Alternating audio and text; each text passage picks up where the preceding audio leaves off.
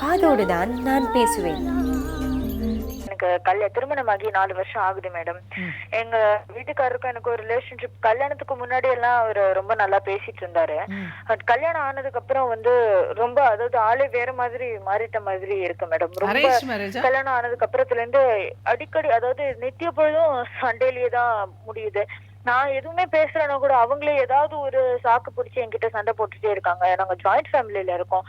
மாமனார் மாமியார் மச்சினது நாங்க எல்லாருமே கூட்டு குடும்பத்துல இருக்கோம்.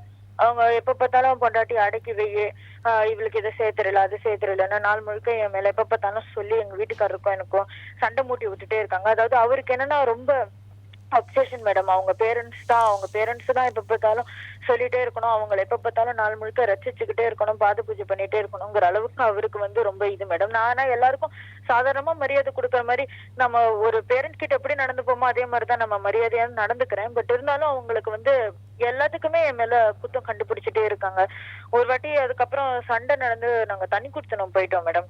தனி குடுத்தனம் போனதுக்கு அப்புறமா ஆனா ஒரு 3 மாசம் தான் அது நிலைச்சது. அதுக்குள்ள திருப்பி அவங்க சண்டை போட்டு என்ன எங்க வீட்டுக்காரையும் பிரிச்சு வச்சுட்டாங்க. அவங்க திருப்பி அவங்க எங்க வீட்டுக்காரரை கூட்டிட்டு போயிட்டு லாயர் கிட்ட போயிட்டு லீகல் நோட்டீஸ் வரைக்கும் போயிட்டாங்க. அதுக்கப்புறமா ஏதோ சமரசமைய ஒரு குடும்பம் நடத்திட்டு இருக்காரு மேடம். அவரு சம்பாதிக்கிறது எல்லாத்தையும் கொண்டு போய் மொத்தமா அவங்க அப்பா கிட்டே கொடுத்துடுறாரு. சுத்தமா எங்களுக்குன்னு எதுவுமே சேவிங்ஸே சுத்தமா பண்ண மாட்டேங்கிறாரு. எனக்கு குழந்தைகளும் இல்ல மேடம். அவர்கிட்ட அதாவது அவருக்கு என்னன்னா மேடம், அவங்க மேற்கொண்டு எந்தெந்த உணவுகள்லாம் ஒவ்வாமை ஏற்படுத்துதோ அதையே வேணுமே போட்டு போட்டு சாப்பிடுன்றாங்க. மேற்கொண்டு இவர் அம்மாவுக்கு தெரியாதா, அவங்க இத்தனை பல தலைமுறை பார்த்திருக்காங்க, நீதான் சரியில்லைங்கிற மாதிரி அவரு மேற்கொண்டு என் மேலே. லவ் மேரேஜா அரேஞ்ச் மேரேஜா? என்ன மேடம்? லவ் மேரேஜா அரேஞ்ச் மேரேஜா? லவ் மேரேஜ் இல்ல மேடம், அரேஞ்ச் மேரேஜ் தான். சரி, உங்க வீட்டுக்காரருக்கு கூட பிறந்தவங்க எத்தனை பேரு? அவருக்கு கூட பிறந்தவர் ஒரு தம்பி இருக்காரு மேடம். இப்போ நீங்க கூட்டு குடும்பத்துல உங்க தம்பி கல்யாணம் ஆயிடுச்சா?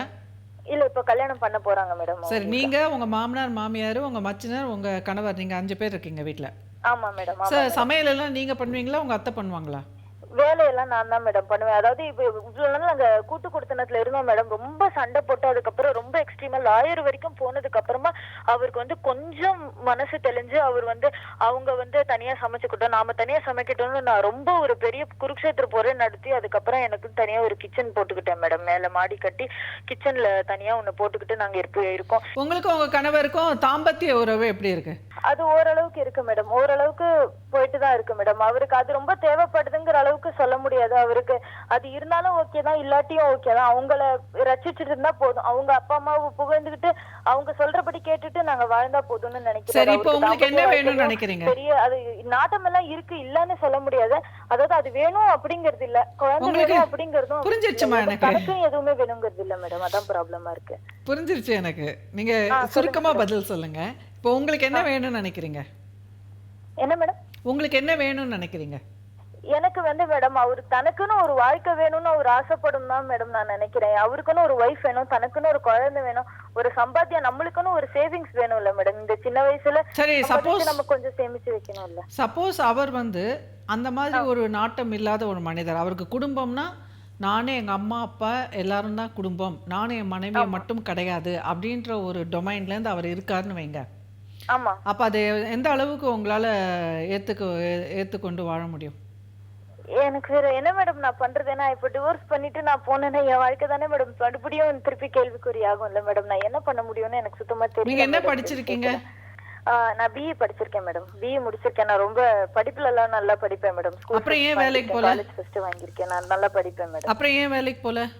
இல்ல, அதாவது என்னோட ஹெல்த் ப்ராப்ளம்ஸ் எனக்கு கொஞ்சம் இருக்கு மேடம். எனக்கு ஒரு குழந்தை பிறந்தாதான் இந்த மென்ஸ்ட்ரல் சைக்கிள் எல்லாம் கொஞ்சம் சரியாகுங்கிற அளவுக்கு ட்ரீட்மெண்ட் எல்லாம் எடுத்துட்டேன் நான். அவங்க ஒரு குழந்தை பிறந்தாதான் இது சரியாகும்னு சொல்றாங்க. அதனாலதான் என்னால வேலைக்கு போக முடியல மேடம். ஒரு குழந்தை பிறந்துட்டு அப்புறமா நம்ம போலான்னு அவரு சொந்த தொழில் தான் செய்யறாரு. அவரு கல்யாணத்துக்கு முன்னாடி என்ன சொன்னாருன்னா, உங்க பொண்ணையும் நான் சேர்த்துக்கிறேன் என் வேலையில, நான் சேர்ந்து சொல்லி கொடுக்குறேன்னு சொன்னாரு. ஆனா அவர் எதுவுமே சொல்லி கொடுக்கல. கேட்டா அதெல்லாம் நீ பண்ணக்கூடாது வைக்க கூடாதுன்னு சொல்றாரு மேடம். அவர் உண்மையிலேயே சம்பாதிக்கிறாரா? ஏதாவது அவரு நல்லா சம்பாதிக்கிறாரு மேடம். அவர் கை நிறைய சம்பாதிக்கிறாரு, நல்லா சம்பாதிக்கிறாரு. அவரு நல்லா படிச்சிருக்காரு, குணங்கள்ல நல்ல மனுஷன் தான் மேடம். இந்த ஒரு விஷயத்தை தவிர எனக்கு அவரை வேற தப்பா ஒரு வார்த்தை சொல்றது தெரியல மேடம். அவங்க அப்பா சொல்றதை தவிர எனக்கு அவர் தப்பா வேற எதுவும் சொல்ல தெரியல. ஃபேமிலி பிசினஸா? அவரே தொடங்கின. எத்தனை பேர் வேலை செய்யறாங்க கீழே? அவர் மட்டும் தான் வேலை செய்யறாரு மேடம். அதுல அவர் என்ன வேலை செய்யறாரு? ஒரு நாளைக்காவது அவர் ஆபீஸ் போய் பார்த்திருக்கீங்களா? இல்ல, அவர் ஆபீஸ்க்கே போக வேண்டிய அவசியமே இல்ல. அவர் இங்க உட்கார்ந்தபடி வீட்ல உட்கார்ந்தபடி தான் மேடம். என்ன பிசினஸ்? வீட்ல உட்கார்ந்தபடி செய்யறமா? என்ன பிசினஸ் அது? அது வந்து இது மேடம், அதாவது சாமான்லாம் வாங்குறது விக்கிறது அந்த மாதிரி ஆன்லைன்ல. சோ அதுல வந்து எதுவுமே போக வேண்டிய அவசியம் சரி, ஆன்லைன்ல சம்பாதிக்கிறாரு நீங்க நினைக்கிறீங்க. அது பொய்யாக கூட இருக்கலாமே. ஒரு சமயம் உங்க மாமனார் மாமியார் தான் வீட்டுக்கு வேண்டியதெல்லாம் கொடுத்துட்டு இருக்காங்களா கூட இல்ல இருக்கலாம். மேடம். இல்ல, அதாவது இது அவரோட பினான்ஸ், அதாவது அவருக்கு காசு வர்றது எல்லாத்தையும் நான் பாத்துட்டு தான் மேடம் இருக்கேன். அவரோட போன்ல அவரு எல்லாமே இன்கம் எல்லாம் வருது. அவரு எல்லாத்தையுமே வந்து அவங்க அப்பா கிட்ட குடுக்கறாரு. எல்லாமே எனக்கு தெரியுது, கண்ணு முன்னாடி எல்லாமே நான் பாத்துட்டு உங்க மாமனார் என்ன வேலை செஞ்சாரு? சைன் பண்ணி குடுக்கறாரு. எல்லாத்தையுமே அவரு வந்து அவங்க அப்பா கிட்ட குடுத்துட்டே தான் இருக்காரு. அவரு நல்லா சம்பாதிக்கிறாரு. அவர் என்ன படிச்சிருக்காரு? உங்க வீட்டுக்காரர் என்ன படிச்சிருக்காரு? அவர் வந்து MBA படிச்சிருக்காரு மேடம். உங்க மாமனார் என்ன வேலை செஞ்சிட்டு இருந்தாரு? மாமனார் ஏதோ பிரைவேட் கம்பெனில சாதாரண வேலையில தான் மேடம் இருந்திருக்காரு. சரி, நீங்க உங்க கணவரை பத்தி ஓவரா எஸ்டிமேஷன் பண்ணி வச்சிருக்கீங்க. அது வந்து தவறுதலா கூட இருக்கலாம். நம்பர் 1. ஓகே. சரி ஸோ மேடம். உங்க கணவர் வந்து உண்மையிலேயே வந்து அவங்க அப்பாவை சார்ந்து வாழறாரு. அவருக்கு வந்து இண்டிபெண்டா அவர் ஒரு அடல்ட்டா எனக்கு தெரியல. ஓகே.